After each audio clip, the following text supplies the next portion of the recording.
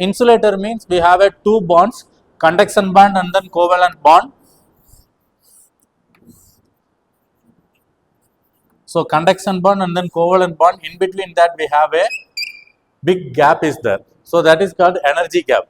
So in this energy gap, when we are using a insulator, there is a gap is very high value. So there is no electron will flow from covalent band to conduction band or conduction band to covalent band.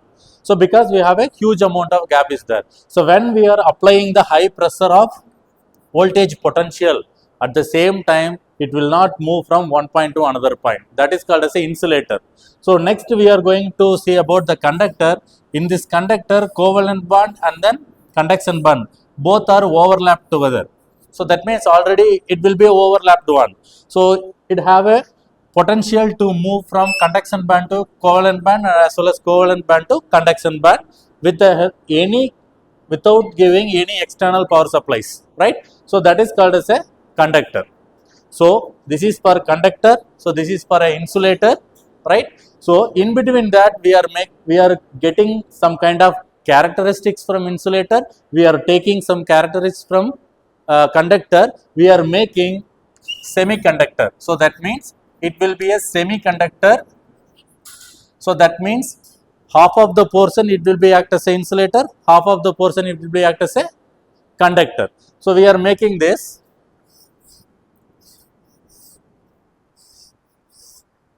We are going to reduce the energy gap between conduction band and then covalent band. So when we are applying the external voltage, it will act as a conductor. When we are removing the external voltage, it will act as a insulator. That means we can fix the energy gap. So if I need the maximum amount of energy gap means I can fix the maximum of energy gap. So how we are going to fix the energy gap? Based on the external voltage. That is called as a cut-in voltage. So based on the cut-in voltage, it will be calculated and then it will be designed for some kind of semiconductor. So normally we are using a silicon and then germanium. So we have a two different kind of semiconductor. Silicon it will be a 0.7 volt will be cut-in voltage, germanium will be 1.2 volt cut-in voltage. So that means when we are applying 0.7 volt for external parameter, that semiconductor will act as a conductor. Below 0.7 volt, it will be act as a insulator. So in likewise, when we are using a germanium material, 1.2 volt, below 1.2 volt, it will be act as a insulator. Above 1.2 volt, it will be act as a conductor. So that is called as a semiconductor material. So now we are going to design the semiconductor. Again, it will be classified into two types. One is for intrinsic semiconductor, another one is for eccentric semiconductor. So that means natural and then artificial, like that. So intrinsic semiconductor is nothing but it will be available on nature. So from the nature it will be available, but the problem is we can't change the energy gap and also we can't change the cut-in voltages. But eccentric semiconductor, we are adding some kind of impurities to the semiconductor. Naturally we are getting that. So based on the natural semiconductor, we are adding some kind of impurities, that is called pentavalent element and then trivalent element, right? So pentavalent, trivalent, based on that it will be classified into p-type and then n-type semiconductor, right?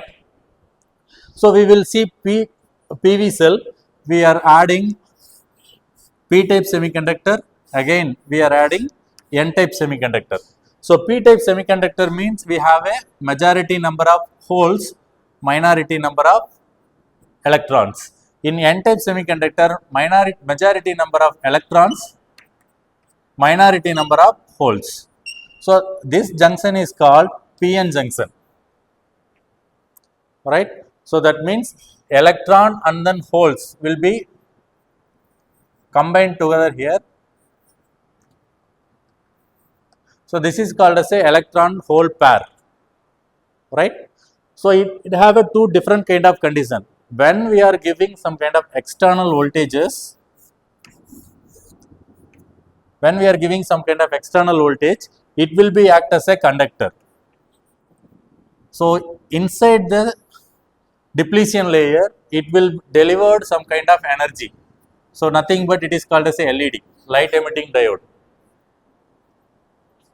Same PN junction, we have a one kind of depletion layer. So when we are applying external voltage, it will be act as a LED. So just take a reverse bias. When we are applying the photons or a light energy, we are going to separate the electron hole pairs, right? So in this PN junction, we are applying electron light rays, that means photons. That photons is getting from sun rays. So in this sun ray, from the sun rays, we are getting the photons. That photon is exactly hitting to the electron hole pair.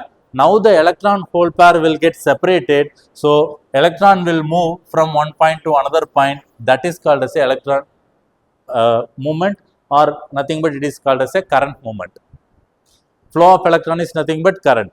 So whenever we are applying the photons, electron hole pair will keep on separating. So when it will be separated, the electron will move from one point to another point, or high potential to low potential.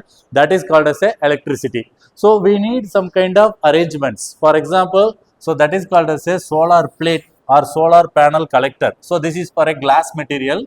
So inside the glass material, we have a P-type and then N-type semiconductor depletion layer, right? So in between that, we have a here P-type material and then N-type material. So here P and then N junction will be there. We are taking the output value from here. So whenever the electron or photon flows hitting to the panel, we have a glass material. That glass material will focusing on the electron, that means photons to junction. Now the junction electron hole pair will transferred here.